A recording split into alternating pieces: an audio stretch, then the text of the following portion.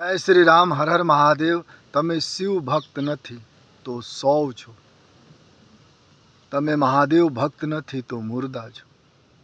શિવ એટલે કલ્યાણ.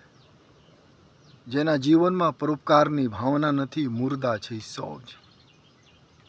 જેના જીવનમાં પરહિત નથી, જે પર પીડા ન સમજી શકે એ મનુષ્ય નથી. શિવ એટલે કલ્યાણકારી, જે કલ્યાણ કરતા હોય. રાગ દ્વેષ વગર રાક્ષસો ની, દેવતા હોય, રાક્ષસ હોય, મનુષ્ય હોય, જીવ હોય, બધા માટે જે કલ્યાણકારી હોય શિવ. તમે બધા માટે કલ્યાણકારી બનો તો શિવ ભક્ત. કોઈ દેવી દેવતાની પ્રાર્થના કરો, પૂજા કરો, એ બરોબર છે, પણ એના આદર્શો પણ ચલો તો તમે મહાન છો. શિવ એટલે કલ્યાણકારી. તમે કલ્યાણકારી બનો. ભૂખ્યા માણસને રોટલા આપો, કોઈ પ્યાસા હોય તો પાણી આપો, તો તમે શિવ ભક્ત છો.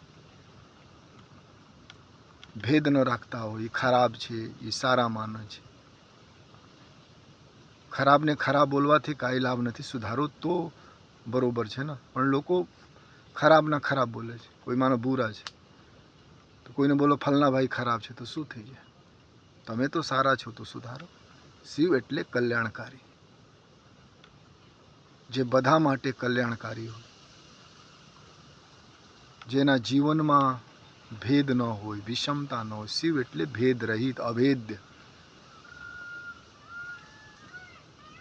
શિવજીના જીવનમાં ભેદ નથી, મહાદેવના જીવનમાં ભેદ નથી. કોણ આવે છે કોઈ લેવા દો.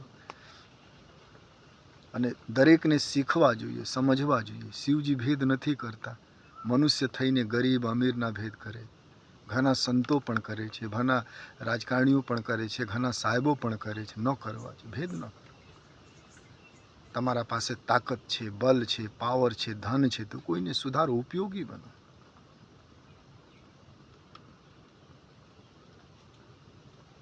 જે શિવ ભક્ત નથી એ સૌ છે, મુર્દા છે. તમારા પાસે ઓથોરિટી છે, તાકાત છે, તો કલ્યાણકારી બનો. કોઈ માટે ઉપયોગી બનો. પરહિત સમ સરિસ ધર્મનો ભાઈ. બીજાની કલ્યાણ કરો અને પર પીડા સમ, કોઈને દુઃખ ન આપો, તો તમે શિવ ભક્ત છો.